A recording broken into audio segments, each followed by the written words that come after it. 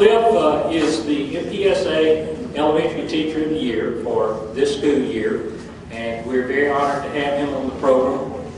He is maybe not unique, but certainly unusual because he is a male pre-K teacher. And he'll clarify that a little bit when he gets up here and talk a little bit about that. But we're excited to have him on the program. He teaches at University Christian School, has for several years. And I had the pleasure of working with Cliff at Hillcrest Christian School many years ago. He was the elementary music teacher. So he's a multi-talented guy. I don't know how many instruments he plays, but he did some wonderful, wonderful musicals for us back in the days when we were working together at Hillcrest Christian School in the elementary school. So, Cliff, it's a delight to have you on the program today, and I'm just going to turn the mic over to you and let you go. Let's welcome Cliff.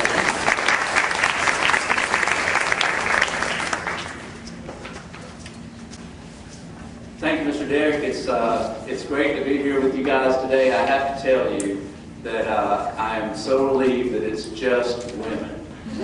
I would be completely at a loss if I was having to dress a room full of men. I think part of that just goes with the fact that being a male elementary teacher for the last 15 years, I just have been completely, emaciated as far as, knowing what to talk about with men. I don't enjoy sports. I don't hunt. I live in Mississippi. What else am I going to talk about?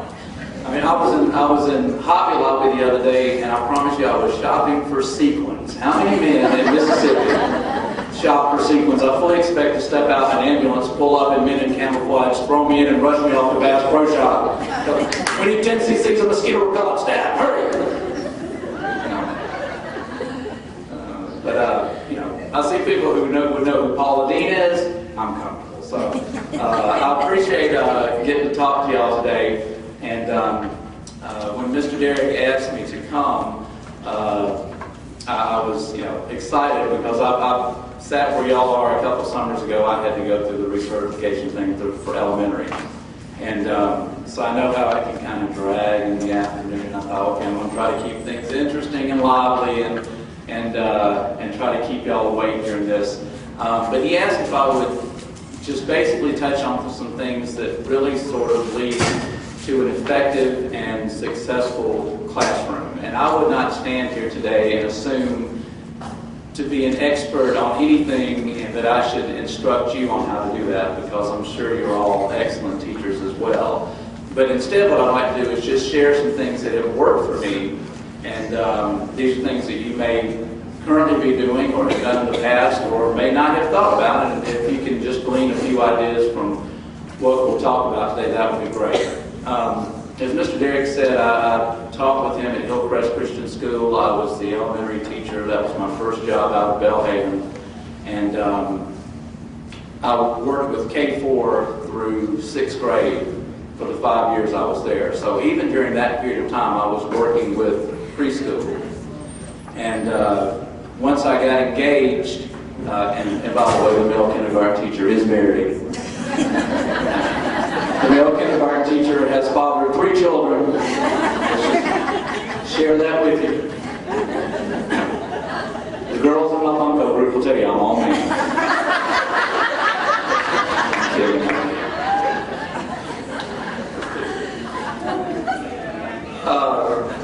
But when I got engaged, and quite frankly, my wife was still in college, so I was going to be the lone breadwinner, and quite frankly, what I was making in private school, and I know I'm preaching to the choir here, was not going to be enough for us to move out and get a place of our own. So I went back into retail for several years until she sort of got established in her career. And in '99, we were expecting our first child. We have 3, and my oldest is in 4th grade this year, be in 5th grade this next year. And my wife was having a real hard time with the idea of sending the baby off to daycare and dropping her at daycare all day.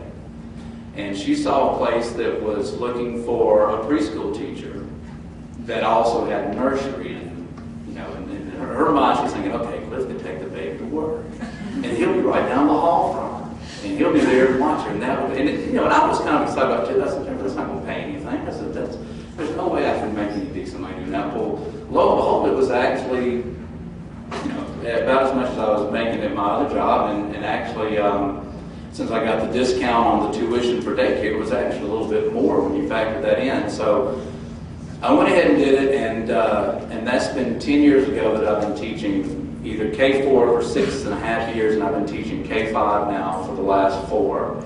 And I love it. I just absolutely love it. I like that I did elementary music because it gave me an opportunity to work with all the different age groups and sort of see where my niche was and where my sort of laughing place was. And, well, I mean, the kindergarten thing just was my thing. I don't know if it's because of my maturity level, because of my sense of humor, probably a little bit of that. But I just absolutely love it. I think the thing that I like so much about preschool and kindergarten is everything they do are firsts. You are the one that they remember is who taught them how to read. You taught them how to add. You taught them how to tell time. You taught them everything after that. I mean, the old point of everything I need to know in life I learned in kindergarten is so true. Because once you get to first grade up, the only thing you're doing is basically building on the blocks you learned in preschool and kindergarten. And I just think that's so awesome to be there when those first little lights and first little connections are made. And I just think that's so cool. So, and I know you share in that. And so what I'd like to do this morning is just talk to you a little bit about some things that that I found to be of particular importance where I end the school year and I look back and say, wow, this was a really good year. And in doing that, I thought about teachers as being sort of like gardeners. Because truly what we do in preschool is we're planting seeds. There is an occasion that you may have a student that within 1 year, those seeds bear fruit. But more times than not, that's a fruit that's going to come to bear later in their school career. So it's so important to me that we get to be the sowers of seeds that will last in a lifetime, and particularly being in private schools. And I will tell you that I've spent my entire teaching career within the MPSA, and within Christian schools in particular. Quite frankly, if I was stripped of any ability to minister to my students, I would have no interest in teaching anymore. That is why I'm called to teach, is because it's a ministry. And I'm sure most, not all of you share that feeling, because as I look through the list of schools, I saw many something Christian, even the ones that aren't Christian schools per se, we're not precluded in private schools from sharing scripture and sharing our faith and witnessing our students. We don't have our hands tied in those regards. So, that to me, it offsets by far having any sort of pay reduction or benefit reduction. The benefit to me is to be able to sit and witness and minister to my students. That's more of a benefit than health insurance or whatever. So what I thought about in terms of the 3 areas that really make for a successful year.